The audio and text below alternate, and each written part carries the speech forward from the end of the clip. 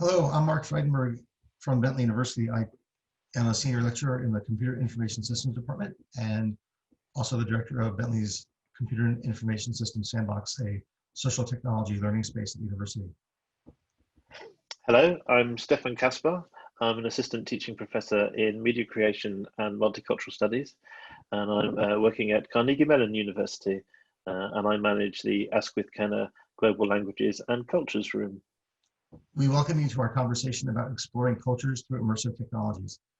Stephan and I each work in different environments involving the use of immersive technology and virtual reality. For me, we have in the CIS Sandbox at Bentley University a series of tools that students can learn about this technology because it's going to help them succeed in business in the future. I think that being able to use a VR headset today is kind of like learning how to use a mouse, 20 or 30 years ago. Yeah, that's the same for us. The university has invested quite significantly in this technology, specifically because we're in the Department of Modern Languages and we're teaching about cultures. We want to know whether this technology can make inroads into learning about culture and language. And so making this technology more prevalent is one way that students can be exposed to it in whatever discipline that they're studying. At the same time, running a space like this, where technology changes so quickly, has its challenges.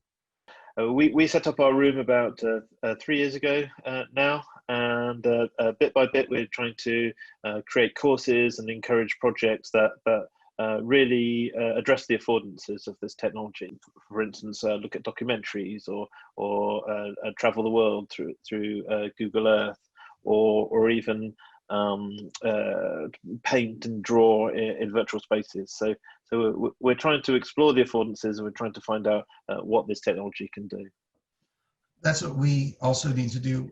In my department, we don't have a VR course, but we certainly include virtual reality in some of the technology fundamentals courses that we offer. And obviously one of the challenges in staying current is budget, because it seems like every couple of years we're buying a new headset or the latest gadget that we can. And that's a problem or a challenge sometimes. And we also don't want to keep our technology locked up because we want students to actually use it, even if it's for gaming or social purposes, as well as, if for informal learning opportunities outside the classroom. I think that the other challenge, I think, is how do we go beyond the glitz?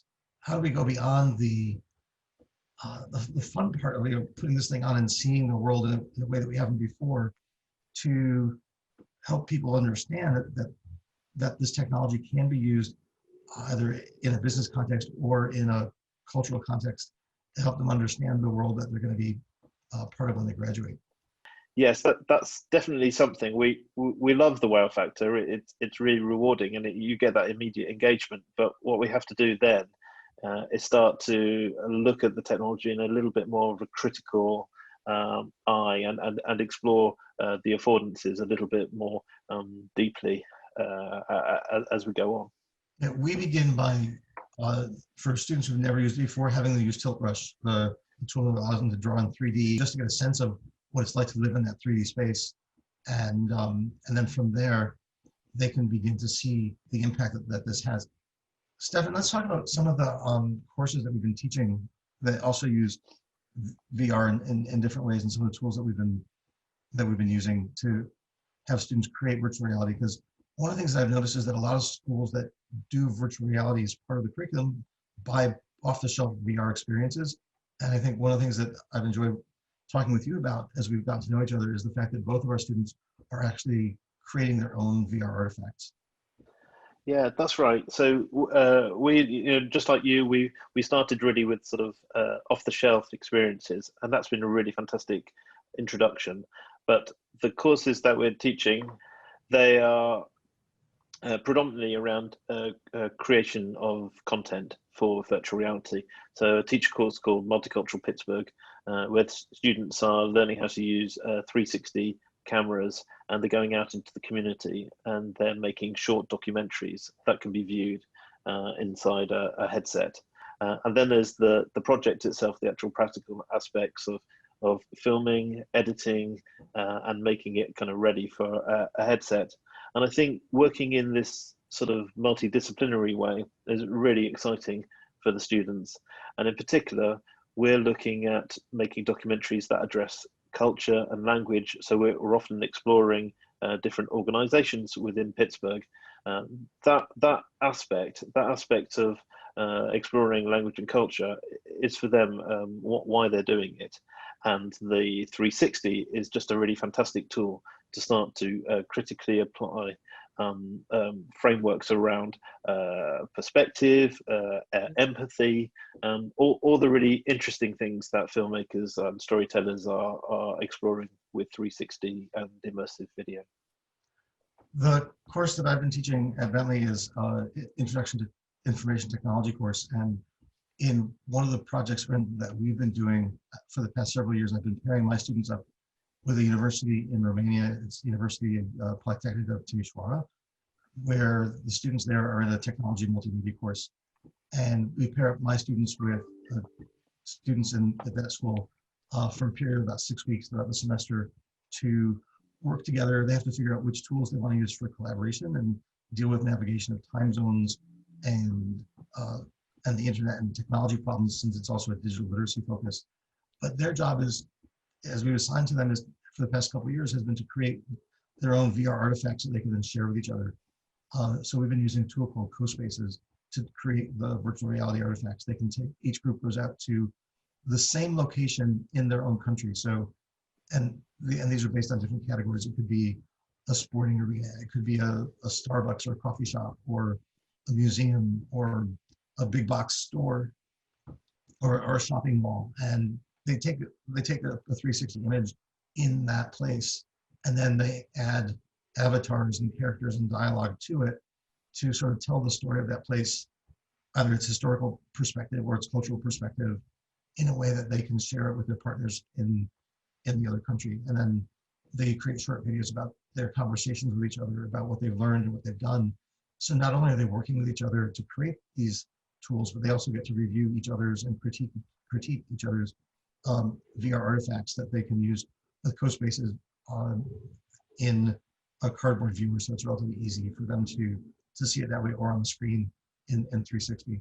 And what we've noticed is that they learn about each group learns about each other's culture in a couple of different ways. One is simply through the process of connecting and working with each other and talking with each other over a period of 6 to 8 weeks throughout the semester as they work on this project. And also, when they go to the same place in both countries, it becomes a lesson in globalization, as they see that the Starbucks in Waltham, where we are, looks pretty much just like the Starbucks in Timișoara, except for maybe the menu is in a different language, but the logo is the same, and the signs are the same, and the products in many cases are similar. And so they can see the impact of that in a very tangible and a very real way. We use Google Earth quite a bit. Certainly, there's real joy in students, especially our international students, taking colleagues back to their hometown, showing where they're from, the places that they hang out.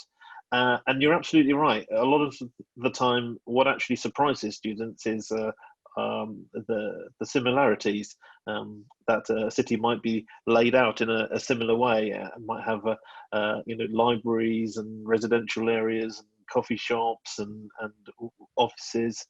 And it's a really interesting way of understanding the world in terms of these spaces. I think you can put that headset on and you can take yourself to that location.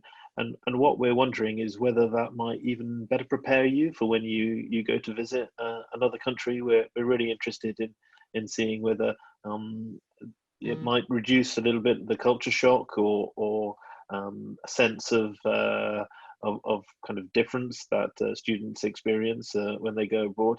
I mean, unfortunately, now at the moment they can't travel. They can't travel as they want to. So immersive technologies have a real place at the moment in terms of sharing space and geography. No, you're right. Especially now with COVID, we have this opportunity to provide this alternative form of global education. And you mentioned Google Earth. When I begin our Talk Tech project each year, I'll load up Google Earth and we'll travel to the university where we are to see the campus, to see the city and the downtown and the area where the students who are going to be working from live, so they have a chance to get a sense of, you know, what that place looks like and also where it is in the world. For some people, they may not be aware of the impact of time zones. And so it's time zones, it's language, it's architecture, all of these come to bear when you're working in a project like this, and meeting regularly online and using different communication tools to foster that communication and collaboration really helps bring out the technology literacy skills needed for success as well. Yeah, I think so. What I'd show us two examples. One where students do a treasure hunt around Moscow in Google Earth VR. So they're given clues, they're given locations, places to visit. In fact, you have to go and meet your pen pal, who says they'll be meeting you on the corner of a street, and they're wearing a particular coloured sweater, and they're carrying a bag, and you have to go and find that person. And in the process of doing that and moving from location to location, you find out a little bit more about the city itself, and even some of its history, and you know, some of those places of interest. And then the second one is students who do an internship in Hong Kong every year, going to visit Hong Kong in using Google Earth VR. And there again, we asked them to look at a number of things. And in particular, especially for language students, we're asking them to look at ways that language is commodified. So they can understand that Hong Kong it has many different cultures, many different areas, and that these can sometimes be defined by the languages that you see, the signs that you read on over shop windows. There's actually a lot of information right there in the image, and I think this sense of immersion just helps them to analyze that in a richer and more engaged way. Let's talk a little bit about some of the tools that we've been using. I know we mentioned CoSpaces and some video tools. What are some other tools that you've used for virtual reality? And then we can talk a little bit about augmented reality and some of the tools and applications that we've done with that as well. Yeah, absolutely. So I think we have a suite of different tools. We're using, like I said, a lot Google Earth VR, which I really think still is a sort of killer app for immersive technologies, especially if you're teaching about language and culture. But also we mentioned Tilt Brush as well, where students are able to draw and really understand the 3D space in a very kind of engaging way. There are lots of documentaries, things that are off the shelf that we're quite interested in, especially those that often deal with difficult subjects or cultural subjects. So the BBC have an Anne Frank immersive experience. There's also a really interesting experience called I Am a Man, which talks about the civil rights movement. And there's a lovely video and experience called We Will Wait, which talks to the refugee crisis in the Mediterranean. So those sorts of experiences are really, they're very new for students. They've often not seen anything like it. And it's a really interesting and engaging way to talk about some of the subjects that they deal with. We've also sent students to museums in both countries. And I know that a lot of museums offer virtual tours as well, so they could see the impact of what they're doing as a very small special case of another use of virtual reality in the world. We also have been using tools like Blipper and Roar and Layer for scanning images and putting up more information about those to create augmented reality images, especially around digital storytelling in both cases, where you can set an image and scan it and it'll tell you more about the location. And I know there's a lot of places use QR codes on statues in the physical location, so you can learn more about it that way. Even now, being able to scan an image and have students do research about that place will help bring those photos to life in it with additional context about them. Yeah, augmented reality for us has been a really interesting way in, especially now at the moment, whilst the room is closed and we can't get headsets to as many people as we'd like to.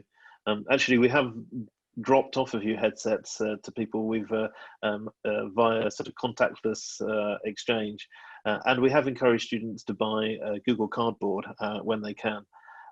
But they can use their smartphones to view augmented reality apps, and these have been really interesting for them. Just something as simple as just a line, where they're able to draw lines and images and text in an augmented space and view that through their phones. These are really interesting things to explore. I should mention as well, before I forget, ThingLink, which we've used lots. And this is really interesting. So we're asking them to create 360 images using Google Street View. So they're stitching together images into a 360, which they can then upload to ThingLink, and then they can add hotspots, links to other media and other sites, and even join different videos and photos together to make virtual tours. So these are all things that the students have access to, can use on their phones and using the tools that are to hand. And it's a really interesting way to explore these technologies. And for educators in these days, it's free, uh, which is also really important too. How's your project changed over the years since you started?